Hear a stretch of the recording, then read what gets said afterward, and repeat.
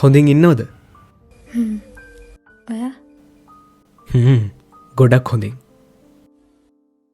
කොච්චර කලකින් පස්සේද අපි හම්බුනේ?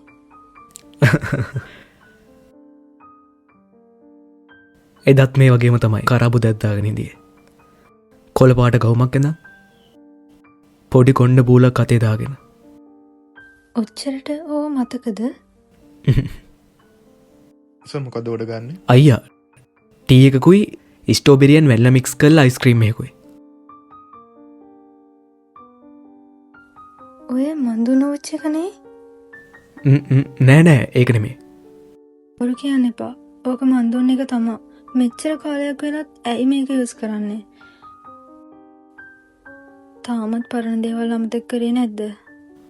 කොහොම අමතක කරන්නද? දැනට අවුරුදු 4ක්නේ. තාම බැරි වුණා.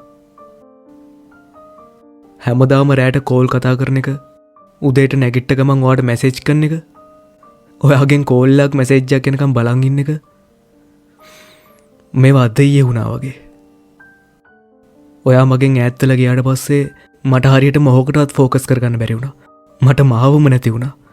ඔයාව අමතක කරන්න මොන දේ කරන්න හැදුවත් මං කරන පොඩි දෙයකින් වුණත් ඔයාව තමයි මතක් වුණේ. ඒ මතකයන් එක්ක රැට නිදාගන්න එක තමයි අමාරුම වැඩේ වුණේ. නිකන්වත් මං ගැන හොයලා බලන්නවත් හිතුන්නේ නැද්ද? මට දුන්න බලාපොරොත්තු ගැන හිතලවත් දුක්ුන්නේ නැද්ද? ඔයා නැති වුණ දා ඉඳන් ඒ තනිකම තාමත් දැනෙනවා.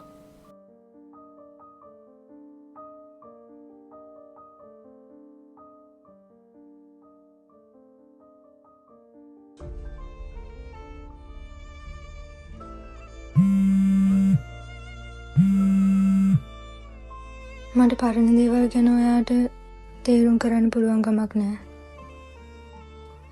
අපි දෙන්න එකතු වෙනවට වඩා ඔයා මාව අමතක කරන එක තමයි හොඳම. හැම දෙයකටම මට සමා වෙන්න. මං යනවා.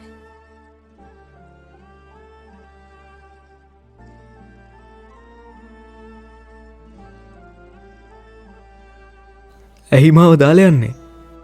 මම ඔයව දාලා කොහෙවත් යන්නේ නැහැ. ඔයත් එක්කම ඉන්නවා.